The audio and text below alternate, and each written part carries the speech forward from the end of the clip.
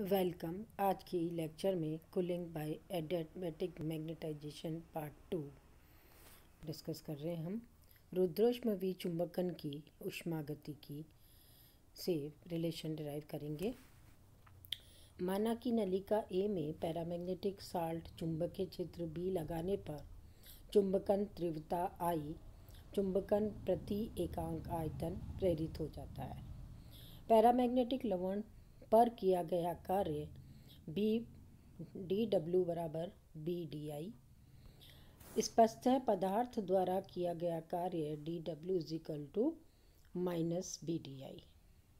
ऊष्मागतिकी के प्रथम नियम के अनुसार डी क्यू बराबर D U plus D W. D U पदार्थ की आंतरिक ऊर्जा में परिवर्तन है। डी डब्ल्यू पदार्थ द्वारा किया गया कुल कार्य है, जिसमें यांत्रिक कार्य पीडीवी के स्थान पर अन्य कारणों चुंबकन के कारण से किया गया कार्य भी शामिल होगा। तो डी डब्ल्यू किसके बराबर है? PDV minus B D I के। परंतु ठोस अवस्था में आयतन परिवर्तन नगण्य होता है, इसीलिए बाह्य दाब के विरुद्ध किया गया कार्य पी डब्ल्यू पीडीवी 0 के बराबर होगा।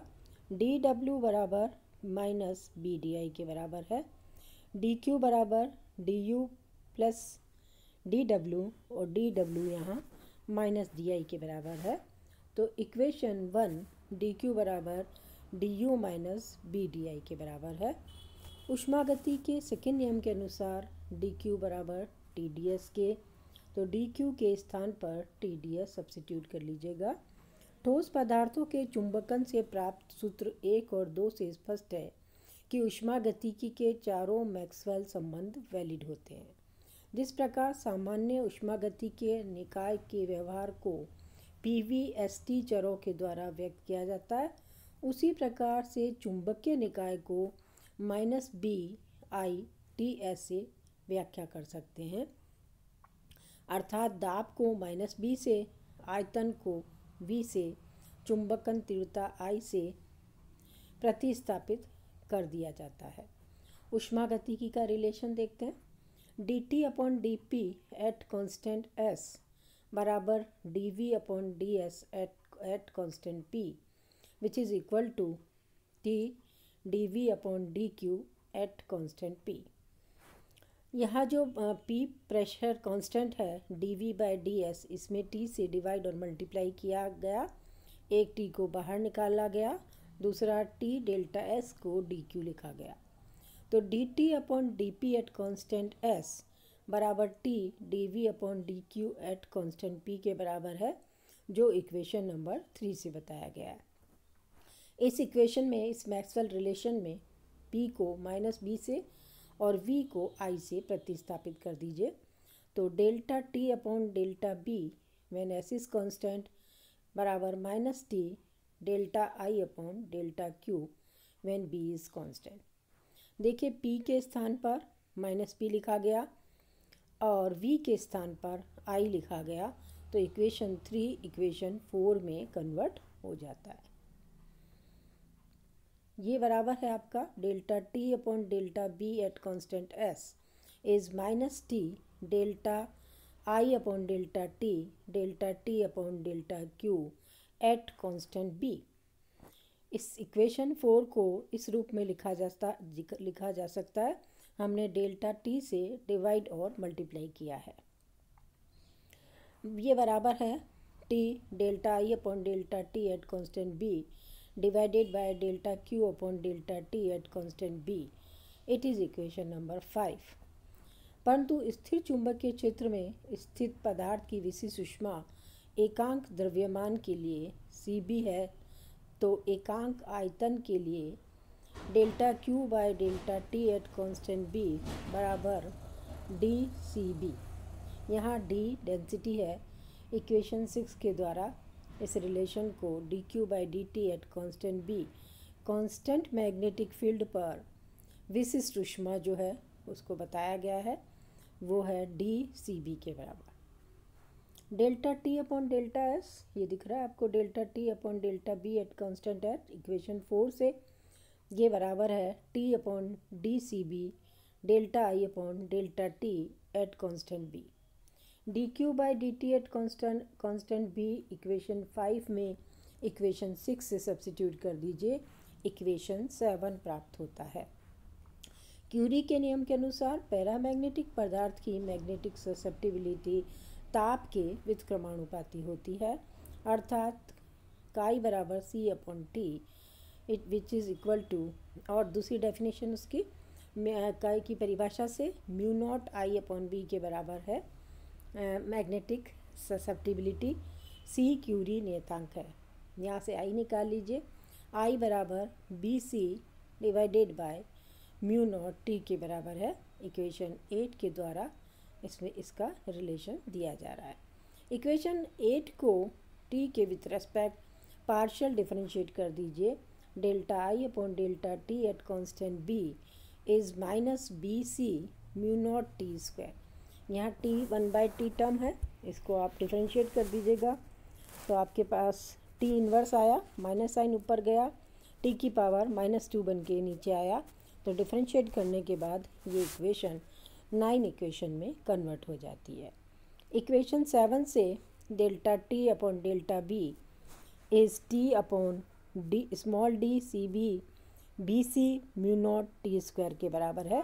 ये इक्वेशन 9 से D I by D T at constant B की वैल्यू इक्वेशन 7 में सब्स्टिट्यूट कर दीजिए तो आपके पास आ रहा delta T upon delta B at constant S. इसे हमने लिखा A B divided by C B into T, A बराबर सी डी म्यू नॉट के। अगर माना जाए तो ये आपके पास delta T delta P when S is constant is A B C B upon T के बराबर होता है। इसे इक्वेशन 10 से बताया गया है। अब टी डिपेंडेंट टर्म को अलग कर लीजिए, बी डिपेंडेंट टर्म को अलग कर लीजिए तो टी डेल्टा टी बराबर A upon C B B delta B के बराबर है। इक्वेशन 11। यदि एडियाबैटिक विचुंबकन में जब चुंबकीय क्षेत्र का मान अचानक शून्य किया जाता है तो पदार्थ का ताप T1 से T2 हो जाता है। टेम्परेचर में कितना चेंज हुआ, T1 से T2, तो T1 से T2 T delta T. A upon C B magnetic field B से 0 किया गया, अचानक मैग्नेटिक फील्ड को 0 किया गया तो B टू 0 लिमिट आएगी, B डेल्टा B। इस टर्म को इंटीग्रेट कर लीजिए दोनों साइड में तो T2 square minus T1 square बराबर A B square upon C B के। T2 स्क्वायर बराबर T1 square minus A B square upon C B. T1 square को कॉमन ले लीजिए, 1 minus A B square divided by C B T1 square के। T2 बराबर T1 1 minus A upon C B B upon T1 total का whole square, total का under root. यहाँ पर हमारे पास स्क्वायर था, इनको आपने इसको विदाउट स्क्वायर करने के लिए आपने अंडर रूट किया तो ये इक्वेशन ये टर्म ले लेती है T2 बराबर T1 1 minus A upon C B B upon T1 का होल स्क्वायर का अंडर रूट। इक्वेशन 12 के द्वारा हमने T1 T2 मैग्नेटिक फील्ड को रिलेट किया है। उपरोक्त समीकरण से स्पष्ट है कि जितना अधिक चुंबकीय क्षेत्र का मान होता है या जितना कम प्रारंभिक ताप का मान होता है उतना ही अधिक चुंबकीय पदार्थ का रुद्रोष्म विचुंबकन में शीतलन होता है। ए और बी क्यूरी नियतांक कहलाते हैं, इनके मात्रक विभिन्न हैं। सी का मात्रक केल्विन होता है जबकि ए का मात्रक joule kelvin kilogram Tesla square के बराबर होता है। आइए ग्राफ का अध्ययन करें। एक स्मॉल क्वेश्चन इस ग्राफ पर भी आता है।